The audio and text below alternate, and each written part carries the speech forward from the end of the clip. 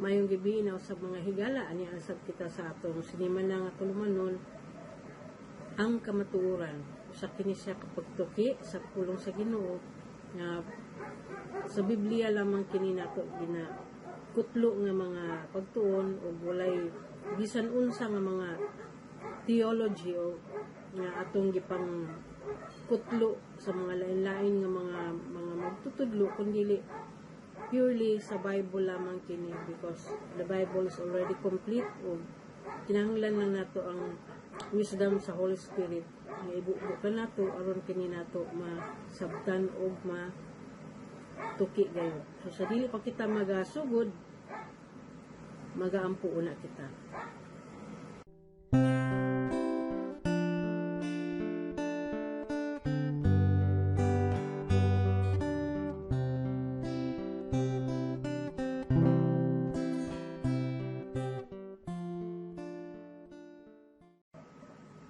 Ang atong titulo sa atong topic karon nga pagahisgutan mao ang The Great Commission. Pumunkin siya kaayo nga topic.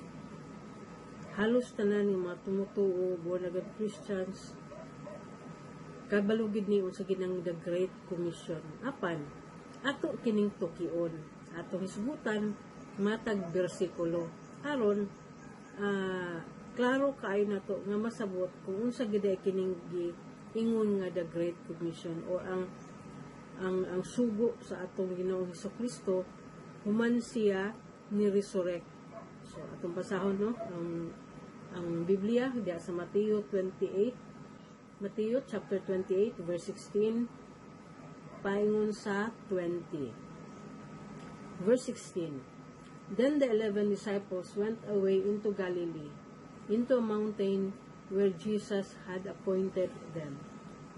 Verse 17, and when they saw him, they worshipped him, but some doubted.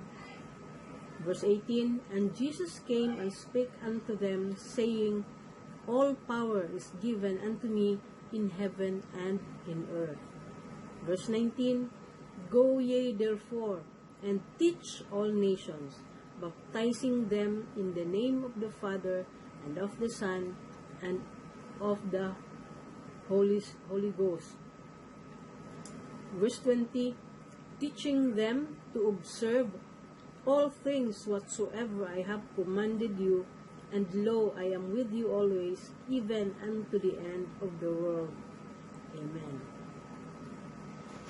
Atong baron ang kada bersikulo, sugod gayod sa bersikulo 16. Sa atong pagtuon mahitungod sa resurrection ni Christ, si Mary Magdalene ug usa ka babae nga nganlan gyapon og Mary ang misusi sa sepulcher or lubnganan ni Hesukristo ni anang kilom-kilom sa Sabbath day nga mao'y pagsugod sa first day of the week.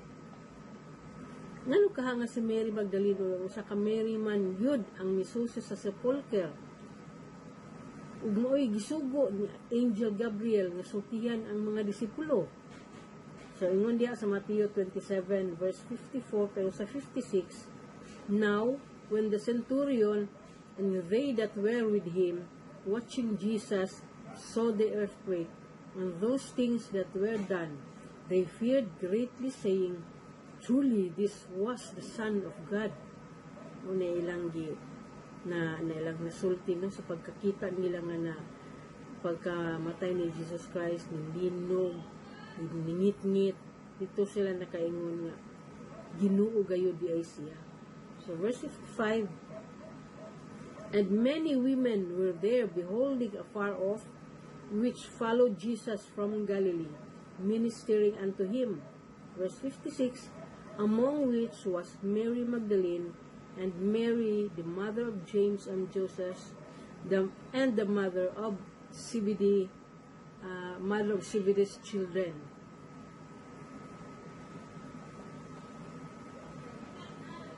So sa paglakat ni Jesus Christ nagapasan sa cross ngadto sa bukid sa Kalbaryo, adunay mga kababayenan nga mga tinunan usab ni Jesus Christ, mga sumusunod niya kini na nag-ingon ang libro sa Philippians chapter 4 verse 3, "And I entreat thee also, thus, yoke fellow, help those women which labored with me in the gospel, with Clement also, and with other fellow laborers, whose names are in the book of life."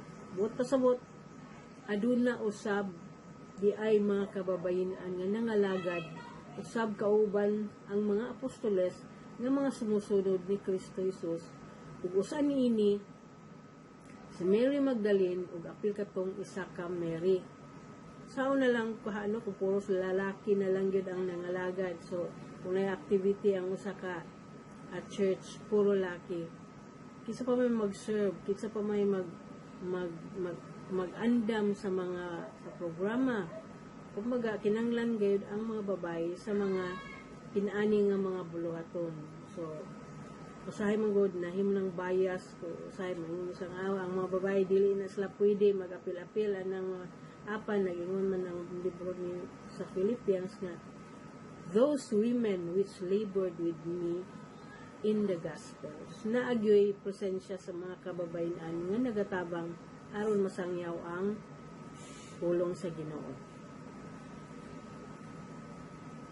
Ang verse 16 nga aton gibasa kaganiya, "Then the 11 disciples went away into Galilee, into a mountain where Jesus had appointed them." So si Jesus Christ ang nagpahibalo nga didto kamo adto sa bukid. Diin mao'y akong gitakda nga diha kita makita. So ipatawag ni Jesus Christ ang iyang 11 ka mga apostoles o mga tinun-an, mga disciples. Originally 12 man kini sila, apan nagbudhi man si Judas Iscariot mo katong nga pagka-realize niya nga nakahimo di siya og dakong salaod sa Ginoo, dito gi crucify si Jesus Christ ug namatay sa cross. Grabe ang iyang pagbasol ug tungod niya na sakit siya ug nagikog mo nang 11 na lang kabuok ang nabilin niya nga mga tinun-an. So di patawag kini sila ni Jesus Christ. So sa kadagan usab nga mga sumusunod ni Kristo nga iyang mga tinun-an, ang 11 ra ang iyang gipatawag. Kini nga mga tinun-an ni Kristo nasayran na niya gayod nga naigugma gayud sila kaniya ug mosunod sa iyang mando. Sila ang true witnesses ni Christ tungod kay sa tanang panghitabo sa ministry ni Jesus Christ ug sa mga milagro nga ilang nasaksihan.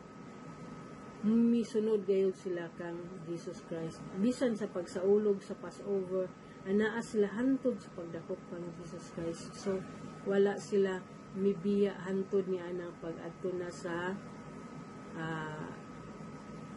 Garden of Gethsemane, Jesus Christ. Doon na sila mga kahuyangon, apan naa sila dito o ba nakatulog, pero nasabta na sila sa Ginoo tungod kay kuan na kay kato ang panahon sa kagabion, yan ang gipasagdan nga nakatulog sa ikatulong ni dayon. So kinisi nga iyang mga sumusunod maugayod ang tinuod nga nakakita, nakauban ug nakawitness sa tanang gihimo ni Jesus Christ sulod sa iyang 3 years ministry.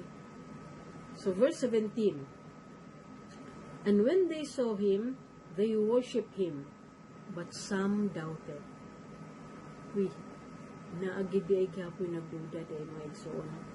Silang 11, naagid sila yung mga paghigugma, loyal gid sila sa Ginoo. Apan naadi gapoy nag-doubt, but some doubted. Ngano kaha nga adun na may nagduda?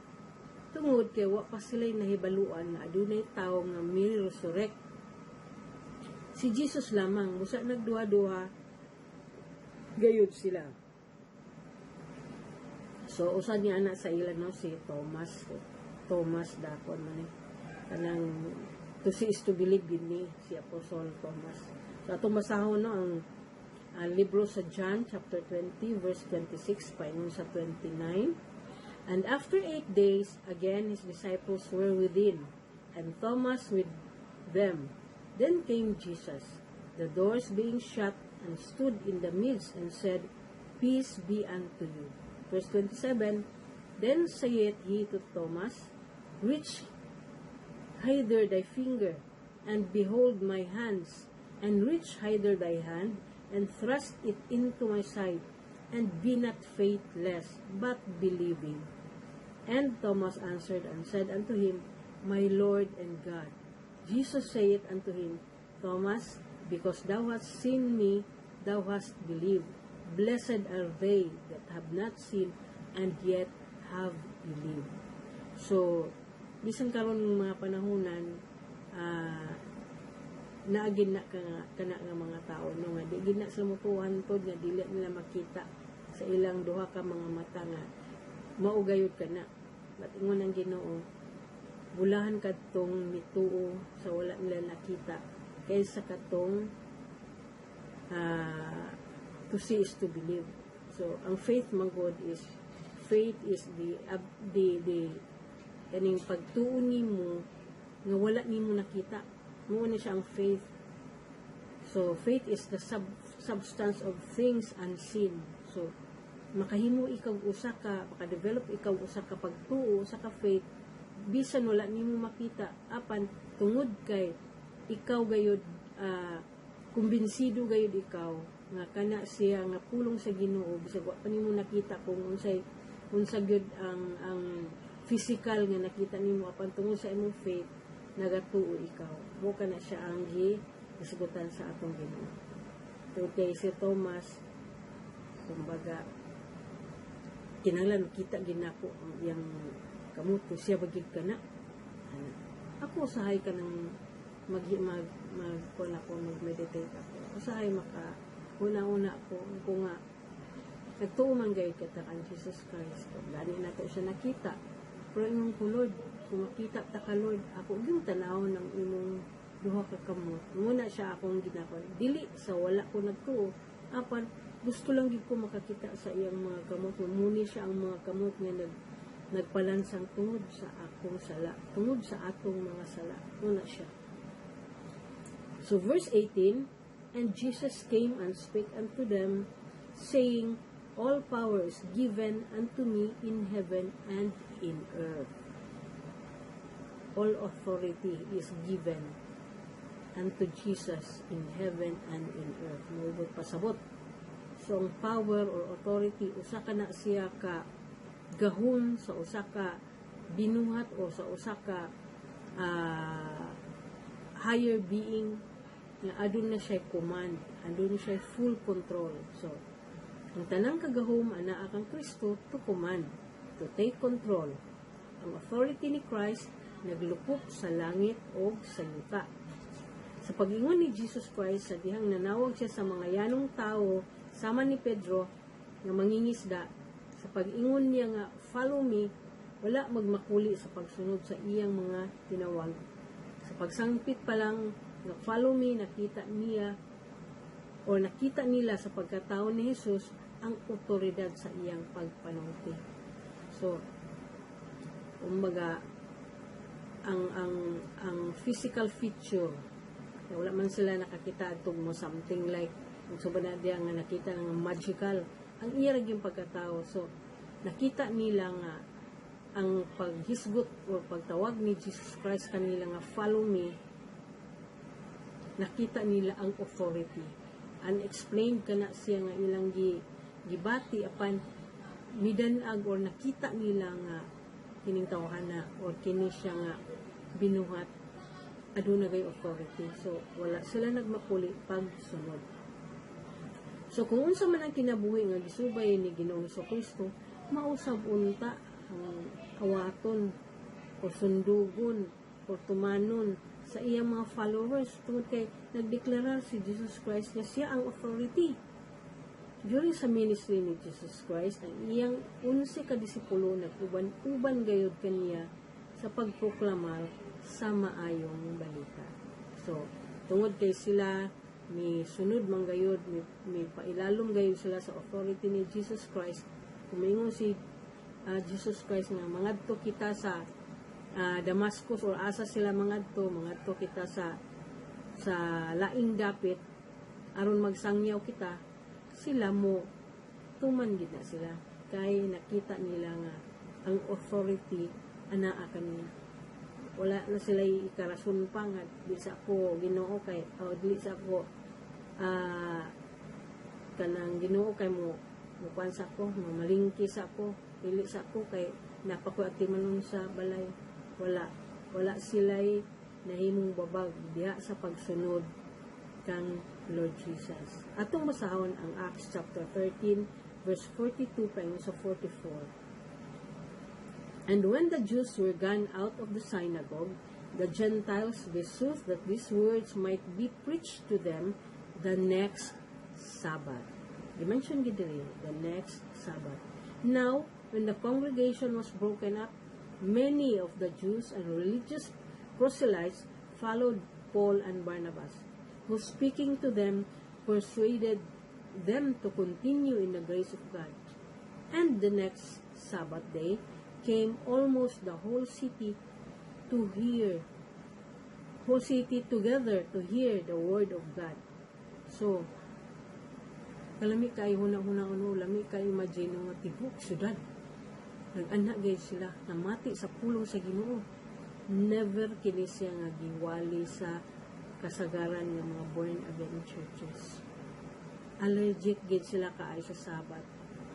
Wala ni siya gihisgot tungod kay moingon man sila ang Sabat sa karaan na sa Old Testament na. Pero kini mo man ang kaliyukan sa mga apostoles. Muna gitawag Acts of the Apostles na nangyaw sila uban sa atong Ginoong Kristo sa adlaw ipapahulay o ikapitong adlaw nga gitawag og Sabbath day. So, dili gid siya kumaga straight gid siya nga pagkaistorya. Gimantala gayud nga Sabbath day sila na nagpanangyaw diha sa mga sinagoga. Pero nganong dili man gid nila ni tandugon sa marakatong isa ka magtutudlo. Okay, atong istorya ang Exodus chapter 20. Ganahan kay ko kay kini ka makashare ko. Uy, tama naman sa verse 6. Sige, putol man wa naman dahil nisguti ang Sabat. So, ngano ka ako sa iyong pangutana, ngano ka nga dili man gid sila ani mo dawat. Nya may lang mag-ingon nga Christian ko, follower ko ni Christ, nahigugma ko sa Ginoo. So, padayon ta. The early followers of Christ were Jewish.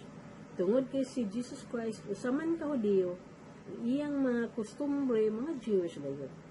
Ug dili lahi kanila nga mga sumusunod ni Kristo, ang naandan na nila nga kostumbre, nga usab si Jesus Christ, nagsunod niini sama sa pagsimba sa panahon sa Sabbath day o ikapitong adlaw sa semana.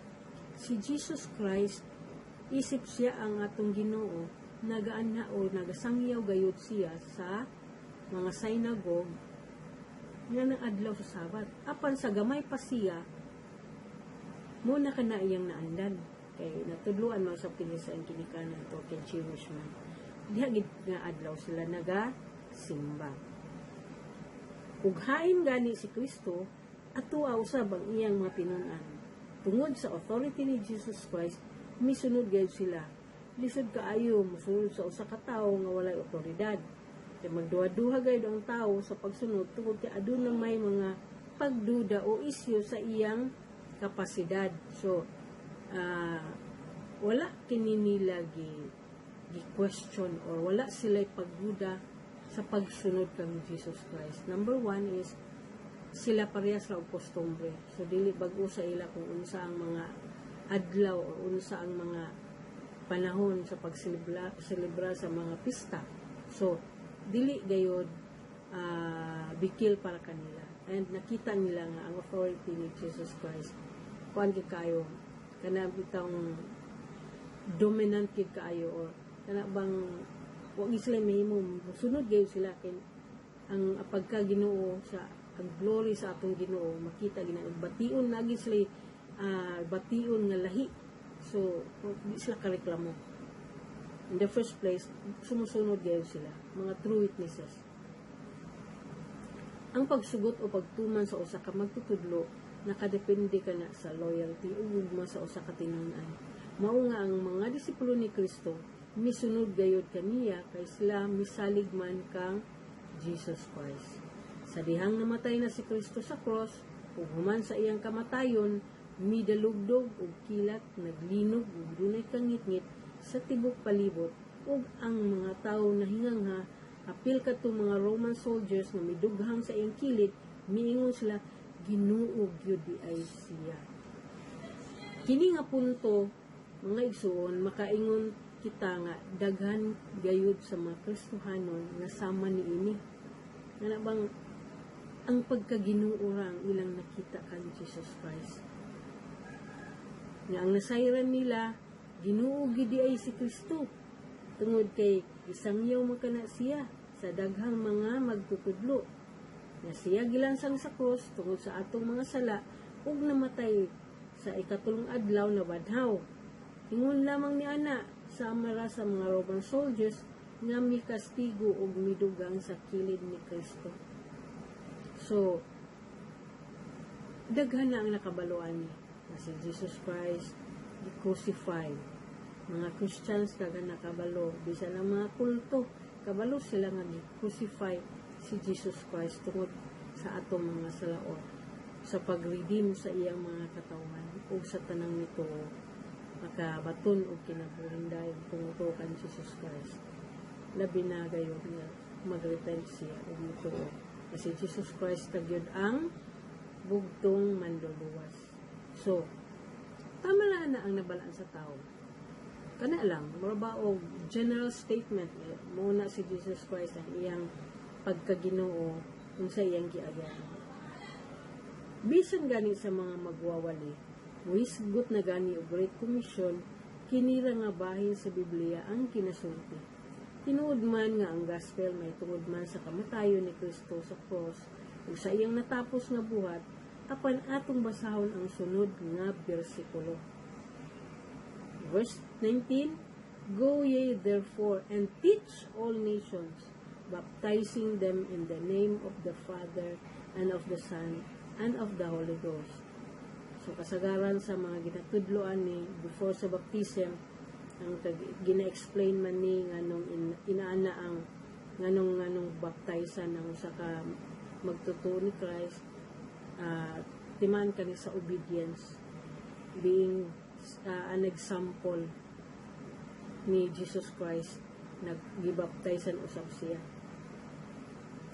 Kasagaran sa ginatudlo din ni kunsa ang bot pasabot aning paglusbog dito sa tubig, pagbakod, ang mga simbolo mo'y ginatudlo nganong baptizan ka, tuki-tukion gid ka na ang about baptism. So walay issue niini ng verse 19. Pero pag-abot sa 20, verse 20, teaching them to observe all things whatsoever I have commanded you, and lo, I am with you always, even unto the end of the world. Amen. Nadumduman ako nung katong sa usa ka meeting sa mga churches, ako ning istorya kining verse 20. Ningon to isa ka pastor na teach lugar una, ana tudluan una. Wala lang ko ni komentaryo tungod kay may gingon sa Bible na tudluan. Kay kasagaran sa naandan, once gani nga kana bang ni-signify na ang tao nga iyang gidawat si Jesus Christ. Tudluan na din sa aning about sa baptism. Muna to. Apan ingon man ang Ginoo, teaching them to observe all things good, whatsoever I have commanded you. So, sa akong madumduman sa high school pa ako, kung nag-attend og lecture sa mga young people, hapon kadto kuman sa worship service, ug ang lesson may tungod kang Nicodemus nga niadto kang Kristo nga nang gabi, ug nangutana kung kag Kristo saon mamahimong magpakatao usab. So, mubalik ba daw siya sa tabuangkan sa iyang inahan? So, kini nga pagtuon, ki-explain pag-ayo sa among Bible study teacher. Maayo kayang pagka-explain ni ini. Pagkaman ni adto nga pagtuon, giingnan dayon kami nga mag-witnessing sa maong barangay sa Makasandig. Nabala ka kaayo ko kay saon ako sa kong pato, di mo ko kabaluan ni. So katong ayha pa, gipartneran sa katong mahibalo na. Kung sa partner ang mga mahibalo ug daan ug ang ayha pagatuon. Kining word nga witnessing mao kini ang ginagamit kong manangyaw. So sa diyang namati ako sa akong partner, nakaingon ako, ingon ani ra di ay ang pag-witnessing. So akong nabati, something ka muna nakikistorya akong partner sa usa ka batan-on. Nasayran ko ang kabaguhan sa kinabuhi na maoy nahimong sentro sa mensahe tungod kay si Jesus Christ kuno nagabago kanya. Tinuod kung ana-ana kita kang Kristo, aduna gayud kitay kabaguhan. Apan in a matter of 10 to 20 minutes, human masultihan sa gospel, ipasunod dayon ang tao sa usa ka prayer gikan sa naga-witness. Kung bisan ang hintungdan, wala pa gani nakapanghinulsol sa iyang mga sala, apan tungod kay sa iyang pagsunod ni adto nga pag-ampo gikan sa usa ka tawo, igo na kadto kay midawat naman kang Ginoong Hesukristo. Mga igsuon, ang tao modawat gyud na permi kang Jesus Christ kay nadungganan niya kini nga ngalan sa manluluwas aron mahuman na ang pag-istorya sa naga-witness. Kasagaran ang tao amo dawat ko kay may mawala na to ani maayo man sabni ana ang rason sa tao. Pero si Jesus Christ during sa iyang ministry iyang ginasangyaw gayud usab nga ang tao mag-repent. Busa makita nato nga sa kadaghan sa atong gipang asyiran o daghan atong nahibalaan nga ni dawat pero walay paghinulsol. Nakita nato nga ang ilang kinabuhi way labot sa uban kay namang gyapoy naghinulsol siguro. Pero katong nagdawat-dawat lang, kita nato ang ilang kinabuhi wala gayoy kausaban. Pero ang usa lang ka dili man siya sayop, no? Pero matter of personal testimony lagi, mag-share ka ang imo na hinong kinabuhi mo, imong ihemplo, dili ang kinabuhi ni Jesus Christ. Tungod kay wala man sa matudloan. So, ingon man si Jesus Christ, itudlo kung unsa ang akong gisugo kanino, whatsoever I have commanded you, observe all the things. So it's all about Jesus Christ, dili sa unsa atong kinabuhi, personal testimony kay kasagaran mo ka ng kahitabo nga atong kinabuhi mao kana tinuod siya nga nabag-o or naay kabaguhan apan dili kana siya maoy atong pagalantahon kun dili ang kinabuhi ni Jesus Christ. Ano di siya, sentro lang yun kang Jesus Christ. Wala na yung madaghan pa nga mga pa-cute-cute diha nga mga pag-istorya niya ang himura di ay nga nasa center stage ang kinabuhi ra di sa usa ka pastor. Ang kinabuhi ra di sa usa ka naghatag testimonyo. So nawala na karon, wala na sa passing nga atong Ginoong Hesukristo tungod ni ana. So gadasad kay ang tao say gadasad sa maminaw ana nga mga wali kani itong ang tao manggod kana bang ganahan siya maminaw og mga wali nga unsaon nga ulian akong gibati kani itong ganahan kaay ko. So emotional kay ang tao, gusto niya nga ang iya madungog nga wali ingon ana nga kuan kay ay nakuan kaay ko. Pero ang sentro sa gospel kasi Jesus Christ gamay na lang kayo yung bahin sa wali. Dito na nakapaingon sa mga pagpadugya sa mga namati. Tinuod ba ka kini nga witness? O tinuod ba ka nga mga witness kining nagaistorya niini? So, nakita nato no nga ang mga apostoles ni Jesus Christ mao mangigkatuan tinuod o original nga witnesses. Sa karon dili na makaingon ang usa ka magtutudlo o usa ka pastor nga witness ako. So dili gid siya, dili sa ako is mang-witness ta. So, bikil kay siya nga statement, mang-witness ta. So the true witnesses are long gone. Wala na sila karon diri, apan ang pulong sa Ginoo nagasulti nga sila ang mga tinuod nga nakakita, nakauban o naka witness sa mga miracles nga gihimo ni Jesus Christ. That is why sila ang tinuod nga mga sumusunod. Kinahanglan bagyo di ay ang kinabuhi ni Kristo ang hisgutan nga kabalo naman kita nga perfect siya o Ginoo man. Pan kay siya nga pangutana, no? Kinahanglan pa ba di ay nimutupuon kay ang tanan naa naman sa iya. So atong balikan ang pagbasa o mubasa kita sa Book of Galatians chapter 4 verse 1 hanggang sa 2. Now I say that the heir as long as he is a child differeth nothing from a servant, though he be Lord of all. Verse 2, but is under tutors and governors until the time appointed of the Father. So, samtang bata pa si Jesus Christ, under gapo siya sa tutor sa iyang mga ginikanan kung saon ang pagkinabuhi base sa ilang naandan nga kostumbre. Jesus Christ was a Jewish young child. So, Jesus Christ, samtang bata pa siya, gimatuto o gitudluan sa iyang tawhanon nga ginikanan, mao si Maria o Jose. May tungod sa covenant sa Ginoo bisan kahibalo na si Jesus Christ kung unsa kana nga covenant. Mao kini atong lesson, no? Una na to nga lesson, may tungod sa pakigsaad sa atong Ginoo ug may tungod sa adlaw nga iyang gilain o gi-sanctify. So atong basahon separately ang Exodus chapter 20 mahuman kaniini nga pagtuon ato usab kini nga pag estudyohan. So ato makita no sa Exodus chapter 20 verse 11, for in 6 days the Lord made heaven and earth, the sea and all that in them is, and rested the Sabbath day. Wherefore the Lord blessed the Sabbath day and hallowed it. Gilain kini nga adlaw sa Ginoo, gisanctify kini niya, alang lamang kaniya, set apart. Tungod kay natudluan man si Jesus Christ samtang bata pa siya, sa edad nga 12 anyos nanudlo usab siya didto sa synagogue kauban ang mga hamtong.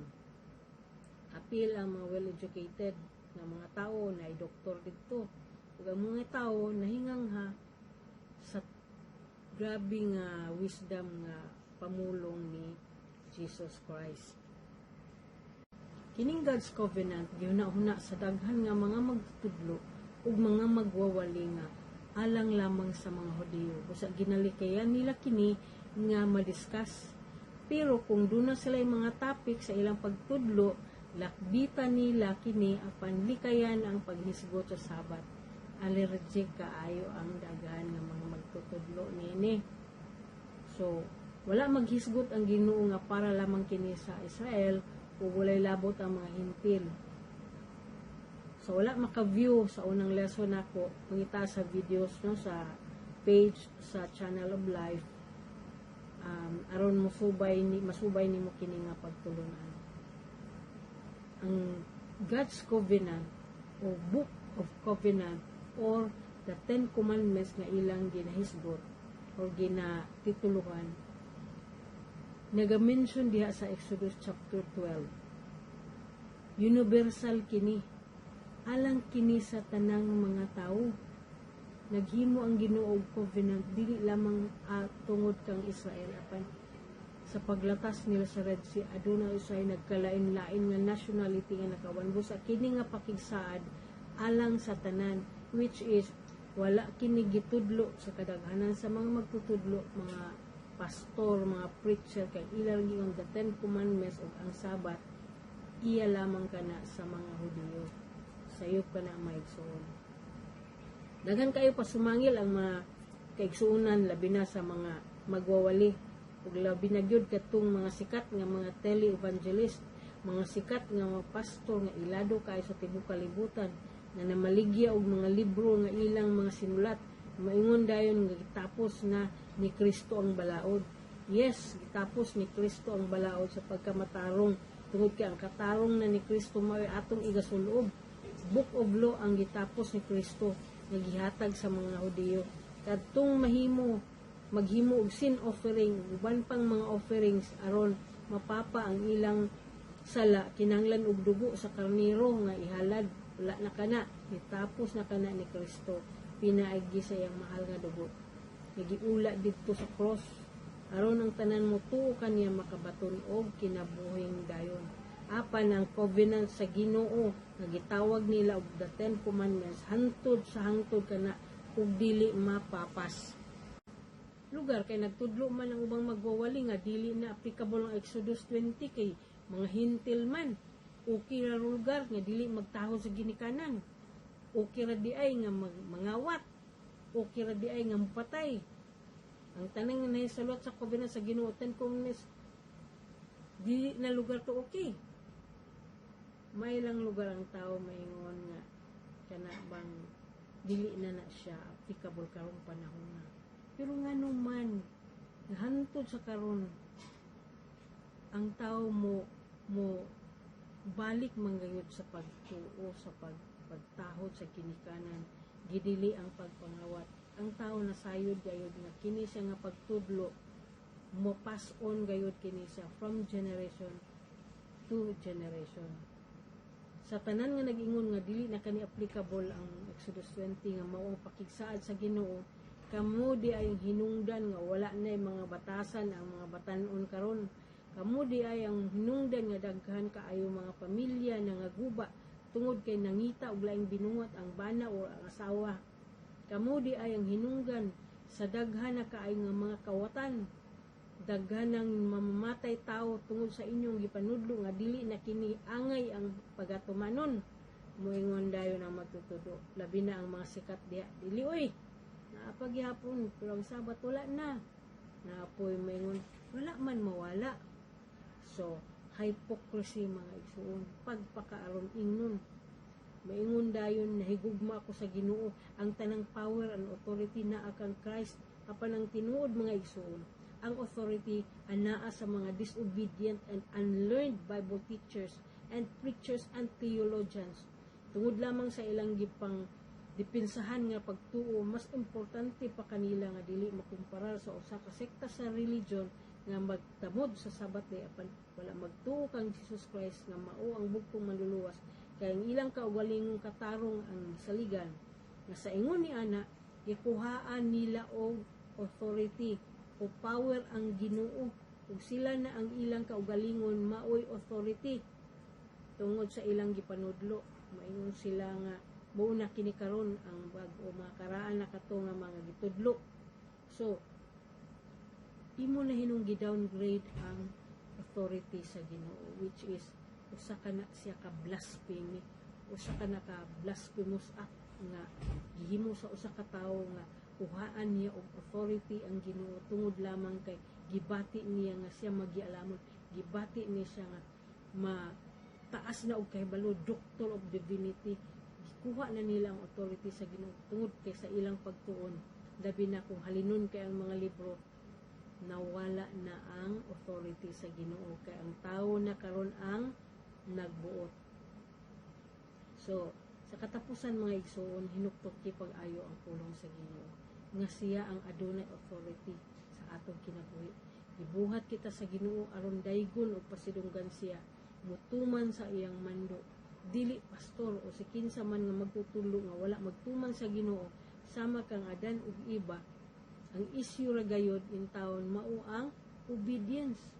Ug kana nga kalapasan sa atong unang mga ginikanan, padayon nga ginagamit sa maura gyapon nga bitin nga nagulipon bisan sa mga anak sa Ginoo. Iksuon ayo tubuti nga padayon ang bitin paglikos kanimo.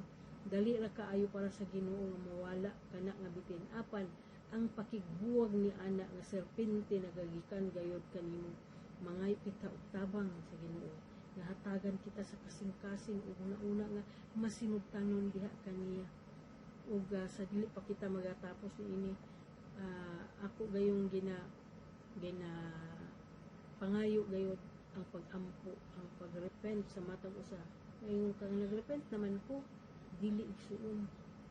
Daghan kaayong mga butang, mga disobedience nga gihimo sa tao, labi na sa mga nag-claim ng mga Christians na sumusunod kuno sila ni Kristo pero dili di ay porsyon no di ay sa iyang mensahe sa Ginoo ang gituman tungod kay gusto lang sa tao nga maluwas, gusto lang sa tao nga makabenepisyo siya sa unsay rason sa pagpakamatay sa atong Ginoong Hesus.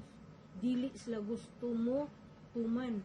So ang isyu no adan og iba hantod karon na apagyapon busa igsuon mangayo gayud kita og pasaylo, mangayo og pasaylo ang mga tawo nga wala nagtuo nga Ginoo si Kristo, mangayog pasaylo nga si Jesus Christ.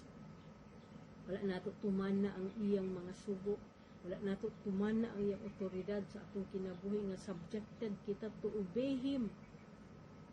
Subjected kita sa iyang gahom, sa iyang kontrol, o nganong magbuhat mo kitag atong kaugalingon nga pagdeklarar nga nawala na ka na ang Sabat, anaa pagyapon igsuon. Wala ka na siya nawala. Ang tao mo'y nawala sa dalan nga iyang gisubay. Kung kadito siya nakapaingon sa dalan nga gisubay usab sa mga tao nga nagasimba og Dios-Dios.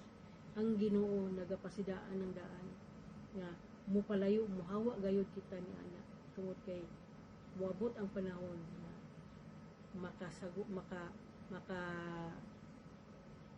makadawat kita sa mga plagues o kasakitan tungod lamang ni anang disobedience. Wala nawala ang pagkaanak sa Ginoo. There is a discipline as a consequence of disobedience.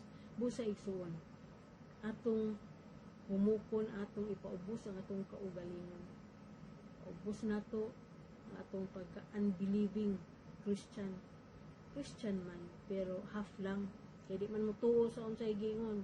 Kung tuhuan ang gisulti mas pastor. Di man lang tanaw sa Bible, di man mo basa. Daghang pastor gapon nga mga gahig ulo. Daghang yung mga pastor nga di mo tuo Sabat. Kaya mo na lagi na-influence po sila sa mga tudlo sa uban pong mga disobedient nga mga magtutudlo. Dili kani siya pag-atake mga higala, kundi mubalik kita sa basic tungod kay nakita nato nga ang pakigsaad sa Ginoo wala ka na siya nahanaw, wala nawala. Ang tao lamang ang mipalayo. Busa akong awagon ang tanan. Ato ipaubos ang atong kaugalingon. Mangayo kitag pasaylo for our disobedience. Atong hangyoon ang Holy Spirit to give us a heart that is obeying God's command. Mura ka na igsuon, mura ka na ang ato gayud nga pangayoon sa Ginoo. Buan kita sa dugang pagtuo. Likayan nato ang grabe kaayo nga pag-believe aning mga preachers nga wala na, gi-replace na nila ang authority ni Jesus Christ. Sila na ang authority karon. So, sakit man kini siya nga atong pagtuon apan mao kini siya ang tinuod.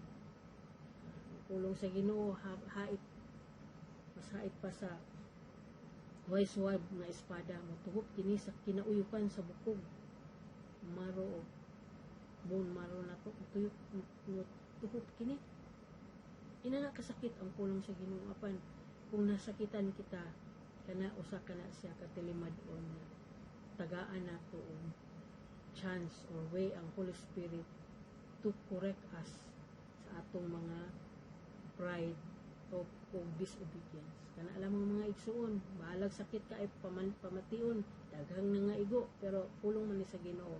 Di man ta pwede mo compromise because ang tinuod nga sumusunod ni Jesus Christ mo tuo gayod sa tanan niyang hipamuno. So, sa makausap pa, maayong gabi ka na itong tanan o God bless us all.